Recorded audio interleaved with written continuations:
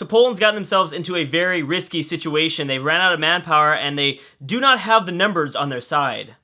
I mean, just looking at the war window right now, you can see that infantry to the Polish and Swedish armies are nothing. They're about half of the size that the Austrians and what I mean. Well, before I get into that, but a lot of these are colonial nations, so you can't say that.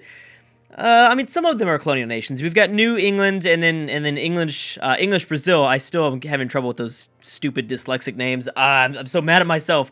So it's pretty much Austria, the English, and Greece, as well as the Byzantium Empire. But yeah, they still have a significant number advantage here over Poland, and I don't really think Sweden is contributing that much. As you can see, Poland they have quite a bit of war score, and they're also dealing with some rebels. They've got 1.46 war score, so they're doing okay. They've got positive stability, and I think their revolt risk is okay. But again, they're starting to get really pushed back by the Greeks and the Austrians. And let's not forget that Austria lost their own cores to Poland not too long ago. It was only a few videos ago that Poland took these provinces away. So I think it's really likely that Austria could take some of their lands back and actually grow a significant amount in power. Now, Poland is doing really, really well for themselves in terms of ideas. First of all, they're almost around the normal technology as most of the world. They're way ahead in diplomatic technology, which I don't think is necessary, but whatever, they're way ahead. But in terms of ideas, they have all of their Polish ideas, as well as they've gotten down all of the diplomatic, quantity, and administrative ideas. All of them. They've already completed them, and I don't know how. I'm wondering if they have like an awesome king. I mean, he's a 363, not the best. He's only 30. Their heir is a 555. Okay, so maybe they've been getting really lucky. They might have been getting really lucky. I have no idea. I don't know, but they've been doing a great job. And we've talked about how Poland has a pretty awesome force limit right now, but again, they've ran completely out of manpower. Completely out of manpower right now. So, and they're making 4.97 ducats, so they can hire a few mercs if they need to. Right now, I don't think they have much. It's probably not the most efficient way. They've got a few.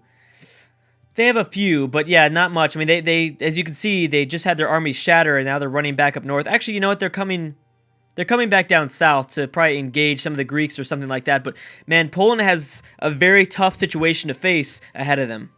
So we'll definitely keep an eye on this war as we continue to progress through this campaign. I think that Austria could grow significantly in strength. I don't think Greece really will do much, but who knows? Byzantium could help out, but again, Byzantium is going to be an interesting empire.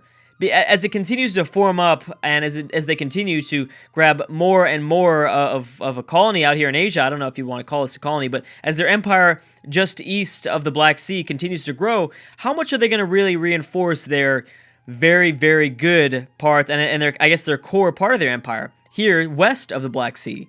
I'm pretty sure it's probably, a lot more base taxes is in this region. Oh, certainly, yes, that's definitely the case. They're making much more money here, and this land is much more valuable, as well as it's up for grabs with the Ottomans, Greece, and Poland, who they might not be doing so good right now, but still Poland at some point could easily come back, as we're seeing with the Austrians. They can always come back, so I'm very interested to see how Theodora is going to be able to both kind of protect this part of her empire as well as the one in the Balkans. Looks like there might be another war going on. Let's go ahead and check here. Current wars. So yeah, there's the war with Poland. There's also a war with Persia and Byzantium. Oh, so that's why Byzantium's not helping out as much. I did forget about that. And then we have Spain and Portugal still. Spain is dominating Portugal. Portugal managed to bring in England, and England brought in their 2 colonies, but it doesn't really matter when you have France and Venice on your side. Spain is always going to win that one.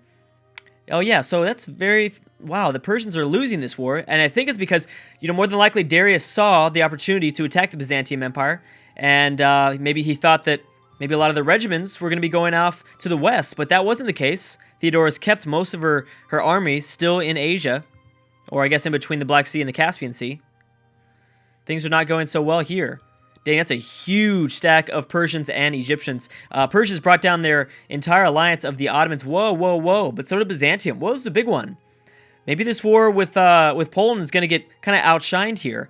Because the Russians were never a part of this war over this way. Greece and Austria are probably going to continue to deal with Kashmir. They probably won't fight Byzantium's war out here in the east. But I'm still I'm fascinated to see what's going to happen. I mean, so Byzantium lost some cores. They have an opportunity of getting them back. They lost a few. Now, the Ottomans and Persia are in this war, so if Theodora does good here, then she has an opportunity of maybe taking them back. Who knows? She definitely...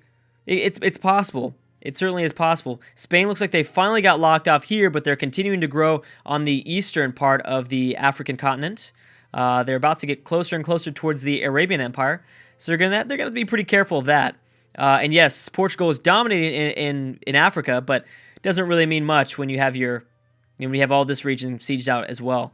I can't wait to see. Again, I'm wondering if England's gonna. I want the borders to get cleaned up. That's something that I've been waiting for a very, very, very long time. So I am excited for England to eventually lose these provinces, just because I want them to get a little bit more clean. I'm a huge.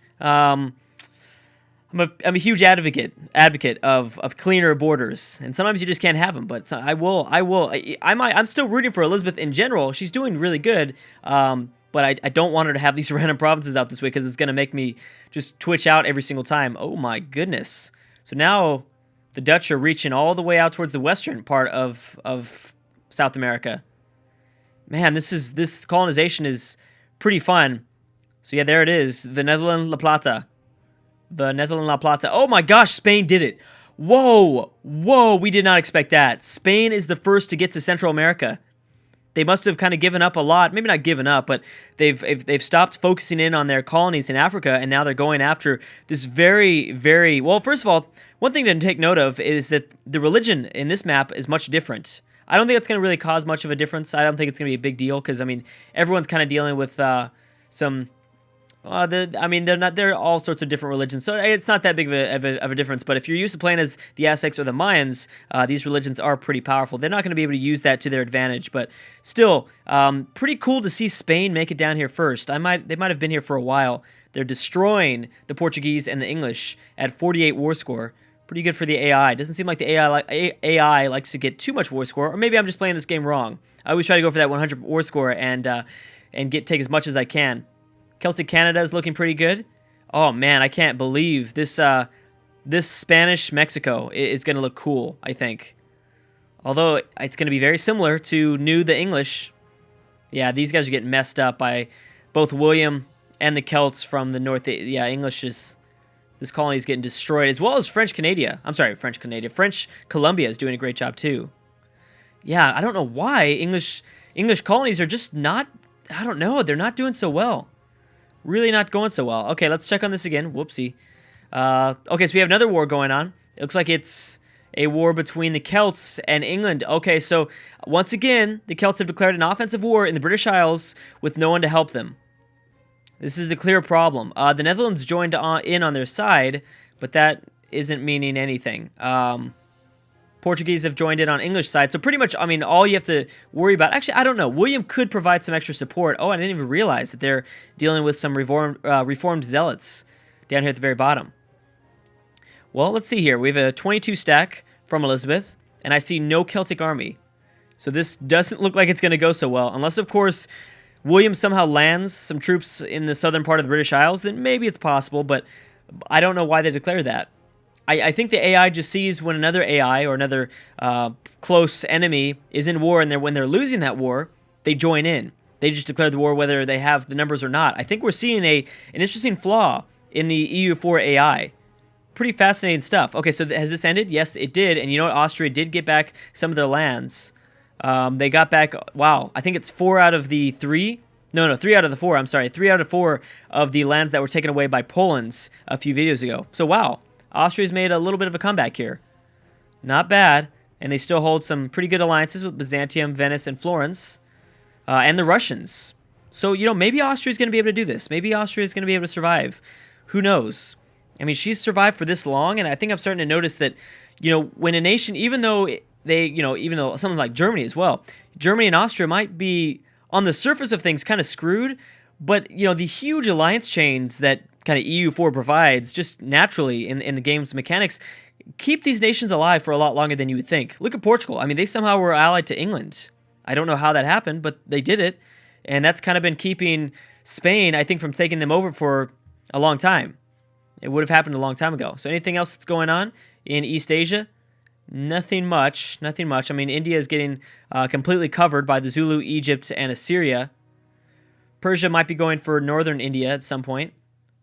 And again, these wars are still cracking down. So we have 4 wars total. Oh, we have a new one, actually. So someone pieced out. Persia and Byzantium, Spain and Portugal. Oh, that's right. We knew about that. Oh, we just talked about that. What am I thinking? Okay, so we have Germany against Denmark. Germany brought down their ally of France. Ooh, dang. Yeah, so Denmark's not in a good situation. And specifically, that's because they have no allies. Vice versa, we just talked about why Austria is doing, they're still staying alive and they're still staying around even though they're landlocked like this. They have allies, and they have good ones at that. Denmark has none. Denmark has no allies, and I don't know why. I mean, is it because most of the world just hates them? The Netherlands like them. Yeah, I mean, the Netherlands like them a lot. Poland likes them, but I think they had to maybe annul some alliances at some point. Because, I mean, Denmark's not had a good game. In the very beginning, they did. In the very beginning of the series, they were doing a really great job. But then they just completely lost it. They completely lost it, and then they've been, Sweden's been declaring war on them, and the Europeans from the south of Denmark have been declaring war on them, and I think each time they're forcing them to annul their treaties. Oh, and there it is, boom. So Russia's just, so Russia only has one chance now. Catherine has one chance of surviving, and she's got to go to war. And she's got to go to war soon with Sweden. But unfortunately, right now, Catherine has a good relationship with Sweden of the North. And they have a royal marriage, so it's even more unlikely that anything crazy or drastic will happen. Yeah, no, that's very, very unlikely. They both have very high opinions of each other. Actually, you know what? The Russians don't have as high of an opinion for Sweden, but vice versa, it is. Sweden loves Russia. And I'm sure, I mean, they like Russia now because it's like, well, they just totally screwed them out of colonizing. More colonization. So Sweden's doing a really, really good job here. They did what we thought, and Catherine just lagged behind in colonization. They certainly lagged behind. Okay, good. So Spain managed to kick out both England and Portugal from Iberia. Portugal now is forced into Africa, and they also had to remove all these sieges here in the Spanish African colony. So where's the, there it is right there. This is the new capital of Portugal.